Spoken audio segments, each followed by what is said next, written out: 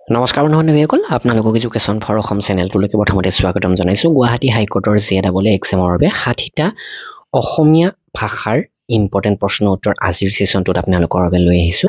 আৰু ইতিমধ্যে আমি 10টা ফুল লেন্থ মক টেষ্ট PDF তথা অন্যান্য গাইড বুক আমাৰ ৱেবছাইট assamgkpdf.com ত এভেইলেবল কৰিছোঁ। যদি আপোনালোকে বিচাৰে কিনি ল'ব।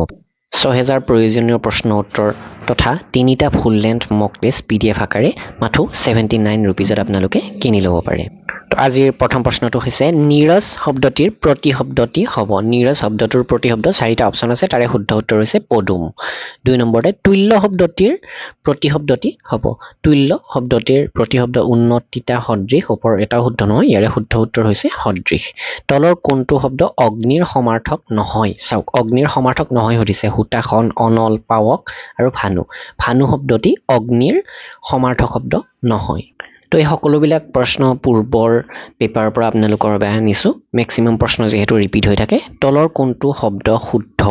আধুনিক, ৰামায়ণ, গৃহীত, চিনাকি 4টা শব্দ দিয়া আছে, তাৰে শুদ্ধটো হৈছে আধুনিক। এই শব্দটি সম্পূৰ্ণ শুদ্ধ, বাকীবিলাকত অকণমান হ'লেও বৰ্ণমালাৰ ভুল আছে। তলৰ কোনটো শব্দ শুদ্ধ? ইয়াতে অৱলা, আৱলা, অবলা আৰু অৱালা। তো এই 4টাৰ শুদ্ধটো হৈছে অবলা। তো অবলা মানে দুৰ্বল বা অক্ষম তেনেকুৱা ধৰণৰ বুজোৱা হৈছে। নেক্সট প্ৰশ্নটোলৈকে আহিছোঁ। মই শব্দটিৰ বহুবচন কি হ'ব? আমি, মোৰ, আপোনালোকৰ, মোক। তো মই শব্দটিৰ বহুবচন হ'ব আমি। নেক্সট প্ৰশ্নটো হৈছে সহা কণিয়াৰ অৰ্থ হ'ল চাপৰ, তৎক্ষণাৎ কৰা, সদায় সতৰ্ক হোৱা নে ওপৰৰ এটাও নহয়? তো ইয়াৰ শুদ্ধ উত্তৰ হৈছে সদায় সতৰ্ক হোৱা। নেক্সট প্ৰশ্নটো হৈছে ভেকুলীৰ পিঠিত নোম গজা খণ্ডবাক্যৰ অৰ্থ হ'ল অসম্ভৱ সম্ভৱ হোৱা, বিবোধিত পৰা, চিৰস্থায়ী নে অভাৱ? তো ভেকুলীৰ পিঠিত নোম গজা শব্দটিৰ বা খণ্ডবাক্যটিৰ অৰ্থ হৈছে অসম্ভৱ সম্ভৱ হোৱা। সংগীত শব্দটিৰ সন্ধি বিচ্ছেদ কৰিলে হ'ব। সংগীত শব্দটি সন্ধি বিচ্ছেদ কৰিব দিছে, সম যোগ গীত, এইটো হ'ব শুদ্ধ উত্তৰ। উন্নতি শব্দটিৰ সন্ধি বিচ্ছেদ কৰিলে হ'ব উত নতি, তো এইটো হ'ব শুদ্ধ উত্তৰ। উন্নতি উন্নতি এইবিলাক নহয়। নেক্সট বাক যোগ মইক সংলগ্ন কৰিলে হ'ব। তো ইয়াৰ আগতে বিচ্ছেদ কৰিব দিছিলে, এইবাৰ সংলগ্ন কৰিলে কি হ'ব সুধিছে। বাক মইক সংলগ্ন কৰিলে বাকময়, বাগময়, বাংময়, ওপৰৰ এটাও শুদ্ধ নহয়। তো শুদ্ধ উত্তৰ হৈছে বাংময়। নেক্সটটো হৈছে যাৰ হাত আঁঠুলৈকে পৰা। আঁঠুলৈকে পৰা যাৰ হাত তাক কোৱা হৈছে আজানু লম্বিত। নাৱত উঠি ব্যৱসায় কৰা লোক, মুদৈ বুলি কোৱা হয় নাৱত উঠি ব্যৱসায় কৰা লোকক। কোনো কথা আলোচনাৰে মীমাংসা কৰিবলৈ যোৱা লোক। তো কোনো কথা আলোচনাৰে মীমাংসা কৰিবলৈকে যোৱা লোকক কোৱা হৈছে সজাতি। পনীয়া গাখীৰ দিয়া গাই গৰু, পনীয়া গাখীৰ দিয়া গাই গৰুক কোৱা হয় জলাহী বুলি। নেক্সট হৈছে নিয়মমতে ব্যায়াম কৰিবা তেহে স্বাস্থ্য ভালে থাকিবা। এই বাক্যটো হ'ল, তো এই বাক্যটো এটা যৌগিক বাক্য, সৰল বাক্য, জটিল বাক্য তেনেকুৱা নহয়, এইটোক যৌগিক বাক্য বুলি কোৱা হৈছে। আমি ৰাতিপুৱা যাম, এই বাক্যটো হ'ল, এই বাক্যটো এটা সৰল বাক্য। নম্ৰ শব্দটো হৈছে, নম্ৰ শব্দটো কি? বিশেষ্য, বিশেষণ, সৰ্বনাম, অব্যয়। তো নম্ৰ শব্দটো এটা বিশেষণ শব্দ বা বিশেষণ পদৰ শব্দ। সিহঁত আজি যাব, ইয়াত সিহঁত হৈছে, সিহঁত কি? বিশেষ্য, বিশেষণ, সৰ্বনাম নে ওপৰৰ এটাও নহয়? ইয়াত সিহঁতটো এটা সৰ্বনাম পদ। নেক্সট পথাৰত ধান কাটিছে, ইয়াত ধান হৈছে, তো ধানটো কি? এটা বিশেষ্য পদ। তো 20টা প্ৰশ্নৰ উত্তৰ আমি আলোচনা কৰিলোঁ। আৰু আমাৰ যিটো ফুল লেন্থ মক টেষ্টৰ PDF মুঠ 10টা মক টেষ্ট আছে। তো ইয়াতে আপোনালোকে সম্পূৰ্ণ চিলেবাছ কভাৰ কৰাকৈ অসমীয়া ভাষাও ধুনীয়াকৈ লাভ কৰিব। তো এইটো আপোনালোকে যদি কিনিব বিচাৰে ডেছক্ৰিপশ্যনৰ লিংক চেক কৰক, মাথো 149ত দিয়া হৈছে। যদি ডিছকাউণ্ট লাগে আমাক হোৱাটছআপ কৰিব পাৰে, ডেছক্ৰিপশ্যনত আমাৰ নাম্বাৰ দিয়া আছে। নেক্সট প্ৰশ্নটোলৈকে আহিছোঁ। তলত উল্লেখ কৰা কোনজন ন্যায়াধীশ গুৱাহাটী উচ্চ ন্যায়ালয়ৰ মুখ্য ন্যায়াধীশ নহয়? বি সুদৰ্শন ৰেড্ডী, মদন বি লকুৰ, সন্দীপ মেহতা, হৃষিকেশ ৰয়। চাওক, এই 4জনৰ ভিতৰত এজন কোনোদিন আমাৰ গুৱাহাটী উচ্চ ন্যায়ালয়ৰ মুখ্যাধীশ নাছিলে, তো সেইজন হৈছে হৃষিকেশ ৰয়। এই ক্ষেত্ৰত আপোনালোকে আমাৰ গুৱাহাটী হাইকোৰ্টৰ যিমানবিলাক মুখ্য ন্যায়াধীশ আছে সেইবিলাক জনাটো প্ৰয়োজন। এই প্ৰশ্নটো GK ছেকশ্যনতো হ'ব পাৰে বা আমাৰ আছামিজ লেংগুৱেজ ছেকশ্যনতো হ'ব পাৰে। নেক্সট প্ৰশ্নটো হৈছে অসমীয়া ভাষা ব্যাকৰণ কোনে লিখিছিলে? অসমীয়া ভাষা ব্যাকৰণ ইয়াতে doctor miles Bronson, AK Ganie, নিধি লিবাই ফাৰুৱেল, নাথান ব্ৰাউন, 4টা দিছে। নাথান ব্ৰাউনে অসমীয়া ব্যাকৰণ লিখিছিলে।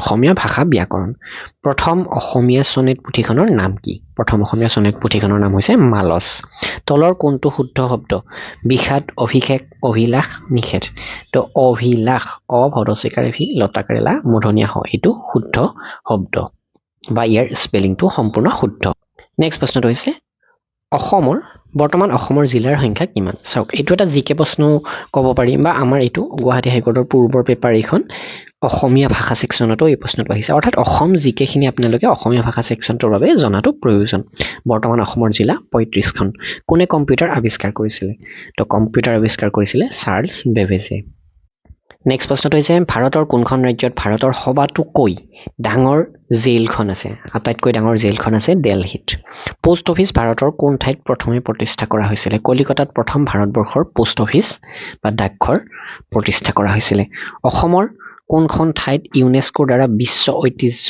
স্থান হিচাপে নিৰ্বাচিত হৈছে তো কোনখন ঠাই বুলি কলে দুখন ঠাই কাজিৰঙা আৰু চৰাইদেউ এই দুইখন ঠাই ইউনেস্কোৰ দ্বাৰা বিশ্ব ঐতিহ্য স্থান ৱৰ্ল্ড হেৰিটেজ সাইট হিচাপে চিহ্নিত হৈছে নেক্সট প্ৰশ্নটো হৈছে অসমৰ সৰ্বোচ্চ পৰ্বতমালা কোনখন অসমৰ সৰ্বোচ্চ পৰ্বতমালা বৰাইল ৰেঞ্জ মাটিকালি হিচাপত অসমৰ আটাইতকৈ ডাঙৰ জিলা কোনখন কাৰ্বি আংলং কেতিয়াৰ পৰা অসমৰ ৰাজধানী দিছপুৰ বুলি জনাজাত হয় 1973 চনৰ পৰা অসমৰ ৰাজধানী দিছপুৰ বুলি জনাজাত হয় এক্স অফিচিয়ৰ অসমীয়া প্ৰতিশব্দ কি চাওক এক্স অফিচিয়ৰ অসমীয়া প্ৰতিশব্দ এইটো এটা আসামিজ ল্যাঙ্গুৱেজৰ প্ৰশ্ন হিচাপে আহিছে যেটো আমি ইংলিশ গ্ৰামাৰ বুলিও ধৰিব পাৰো বা ইংলিছৰ সিনোনিমছ তেনেকুৱা ধৰণৰ বুলিও ধৰিব পাৰো তো এইটো আসামিজ ল্যাঙ্গুৱেজ হিচাপে এক্স অফিচিয় শব্দটোৰ অসমীয়া প্ৰতিশব্দ পদেন অসমৰ দ্বিতীয় প্ৰধান নদী কোনখন অসমৰ দ্বিতীয় প্ৰধান নদী হৈছে বৰাক নদী প্ৰথমখন হৈছে ব্ৰহ্মপুত্ৰ তলত উল্লেখ কৰা সন্ধিৰ কোনটো শব্দ অশুদ্ধ চাওক অশুদ্ধ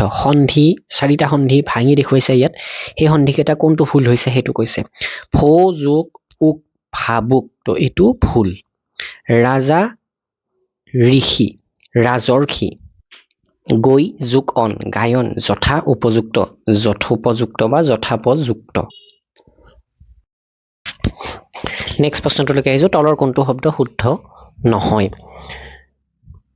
এক নম্বৰতে দিছে শ্ৰী চৰণেখু দুই নম্বৰতে আছে বিতে অভিলাষ তিনি নম্বৰতে ভূমিসাত চাৰি নম্বৰ বা ডি নম্বৰ যুধিষ্ঠিৰ তো ইয়াতে ভূমিসাত শব্দটো ভুল য'ত শুদ্ধটোৰ ক্ষেত্ৰত হ'ব লাগিছিলে ভূমি দান্ত্যাহত আকাৰ বেজান্ত ভূমিসাত নেক্সট থ বৰ্ণটো তলত উল্লেখ কৰা কোনটো বৰ্ণ ভাগৰ অন্তৰ্গত এইটো থ মূৰ্ধন্যাত থ দান্ত্যাত ধ নহয় তো এইটো মূৰ্ধন্য বৰ্ণৰ অন্তৰ্ভুক্ত হয় নেক্সট প্ৰশ্নটো হৈছে তলৰ কোনটো শব্দ শুদ্ধ প্ৰসাদ বিষাদ নিষাদ নিষেধ তো ইয়াতে একচুয়ালি বিষাদ আৰু নিষাদ এই দুয়োটা শব্দ শুদ্ধ হয় নেক্সট যি বৰ্ণ কাৰো সহায় নোহোৱা উচ্চাৰণ হয় তাক কি বৰ্ণ বোলে কাৰো সহায় নোহোৱাকৈ উচ্চাৰণ কৰিব পৰা বৰ্ণটোক আমি কি বুলি কওঁ স্বৰবৰ্ণ ব্যঞ্জন বৰ্ণত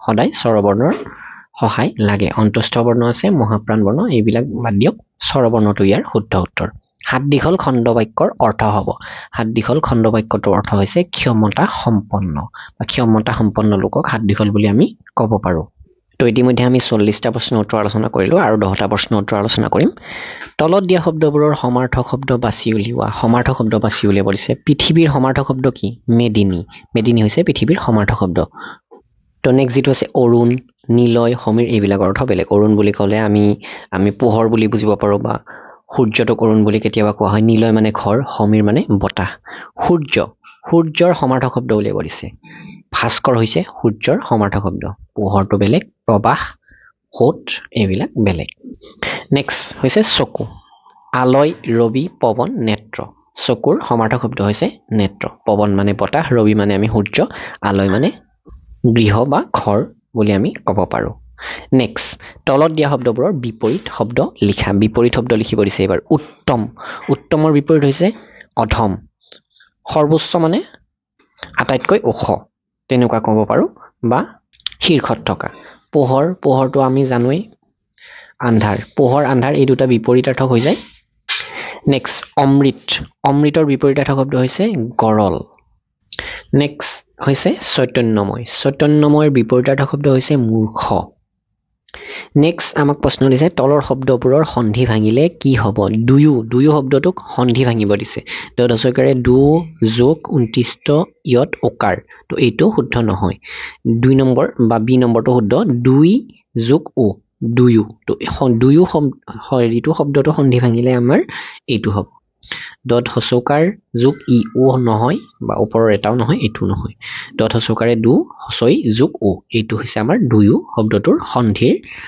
ভাঙা এটা ৰূপ নদিয়াল এই নদিয়াল শব্দটো সন্ধি ভাঙিলে কেনেকুৱা হয় নদী যোগ আল নদিয়াল তাৰোপৰি শব্দটোৰ সন্ধি ভাঙিলে আমাৰ হয় ততাকাৰে তা ৰ যোগ উপৰি তাৰ উপৰি তো এইটো শুদ্ধ উত্তৰ আৰু লাষ্টৰটো হৈছে উপৰোক্তটো সন্ধি ভাঙিলে হ'ব আমাৰ ওপৰ যোগ উক্ত উপৰোক্ত তো আজি এই 50টা প্ৰশ্নৰ উত্তৰ আপোনালোকৰ বাবে আগবঢ়ালো আৰু আপোনালোকে সোনকালে আমাৰ মক টেষ্টটো কিনি ল'ব হাতত যিহেতু যথেষ্ট কম সময় আছে ইয়াতে PDF হিচাপে প্ৰথমতে আপোনালোকে গোটেই প্ৰশ্নখিনি পাব তাৰ নেক্সট ধৰি লওক প্ৰথম পেজ 1ৰ পৰা ইয়াতে দিয়াই হৈছে পেজ 5ৰ পৰা পেজ 50 লৈকে প্ৰথমতে 1 নম্বৰ মক টেষ্টৰ প্ৰশ্নখিনি আছে নেক্সট পেজ 50ৰ পৰা 95 লৈকে ইয়াৰ উত্তৰখিনি আছে প্ৰশ্ন উত্তৰ একেলগে আছে আপোনালোকে প্ৰশ্ন হিচাপে চাই প্ৰেক্টিছ কৰিব পাৰে বা ডাইৰেক্টলি প্ৰশ্ন উত্তৰ হিচাপে 50ৰ পৰা 95 পেজলৈকে পঢ়িব পাৰে ঠিক তেনেকৈ 10টা মক টেষ্ট PDF হিচাপে আপোনালোকৰ বাবে 149 ৰুপিছত প্ৰভাইড কৰা হৈছে তো ডেছক্ৰিপশ্যনৰ লিংকৰ পৰা অথবা assamgkpdf.com ভিজিট কৰি এই PDF খিনি আপোনালোকে কিনি ল'ব পাৰে ধন্যবাদ